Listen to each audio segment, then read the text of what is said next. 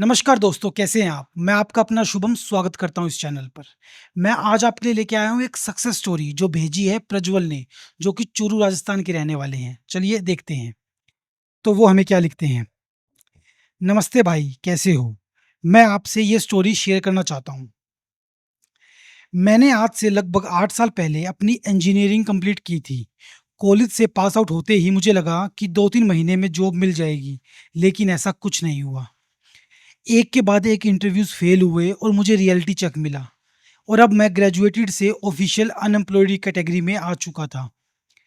Friends की job लग गई, कुछ अब्रॉड चले गए, कुछ की शादी हो गई और मैं हर दिन लिंक्डइन और जॉब्स पोर्टल रिफ्रेश करता रह गया। शुरू के 2-3 साल तक तो घरवाले भी सपोर्ट करते रहे, लेकिन उसके बाद उन्हें भी लगने लगा कि ये कुछ नहीं कर सकता। मैं तो हर फैमिली फंक्शन अवॉइड करने लगा ताकि रिश्तेदारों के तानों से बच सकूँ।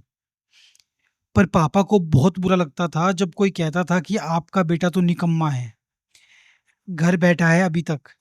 पर पापा मुझे कभी कुछ नहीं बोलते।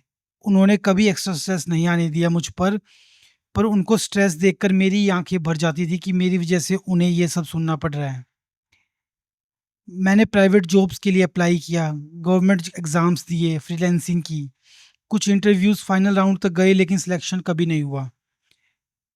एक वक़्त ऐसा आ गया था कि मैंने खुद पर भरोसा खोना शुरू कर दिया था। जब ऐसा टाइम आ जाता है कि सालों बीत जाते हैं, कुछ नहीं होता, तो इंसान डेस्परेट हो जाता है।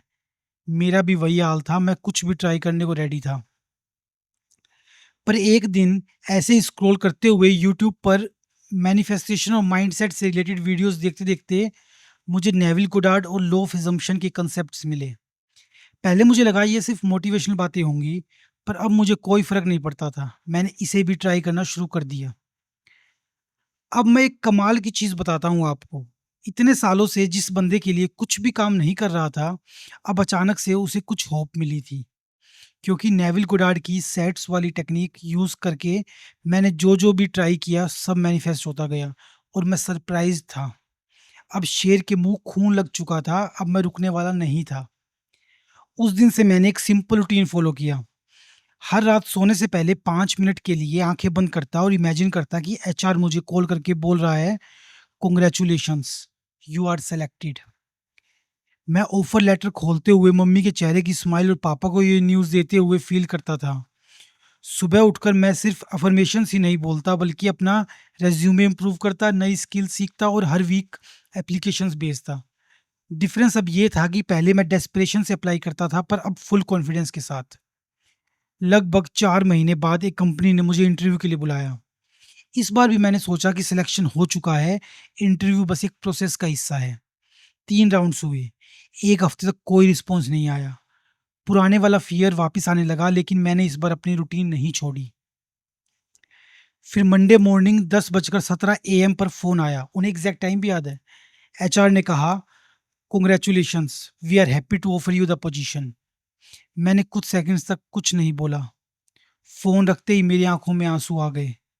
मम्मी किचन में थी, मैंने सिर्फ़ इतना कहा, "मम्मी, जॉब लग गई।" उन्होंने पहले बिलीव ही नहीं किया। पापा ऑफ़िस से घर आए तो पहली बार मैंने उनके चेहरे पर वो रिलीफ़ देखा जो शायद 8 साल से गायब था। आज मुझे उस कंपनी में काम करते हुए 11 महीने हो गए हैं। मेरी सैलरी कोई करोड़ों में नहीं है, लेकिन मेरी सेल्फ़ रिस्पेक्ट वापस आ गई है। और अगर कोई इसे पढ़ रहा है जो सालों से स्ट्रगल कर रहा हो, तो मेरी एक बात याद रखना, कभी-कभी रिज़ल्ट देर से आता है, लेकिन उस दौरान आपका माइंडसेट और एक्शन ही आपको गेम में बनाए रखते हैं। Always B positive and understand the power of mind. Thank you so much. Thank you Prajwal अपनी स्टोरी हमारे साथ शेयर करने के लिए। आपकी स्टोरी सुनकर मुझे तो बहुत ही सुकून मिला, एक कम्फ़र्ट वाली फ़ीलिंग मिली कि हाँ, ये चीज़ें सही में काम करती हैं।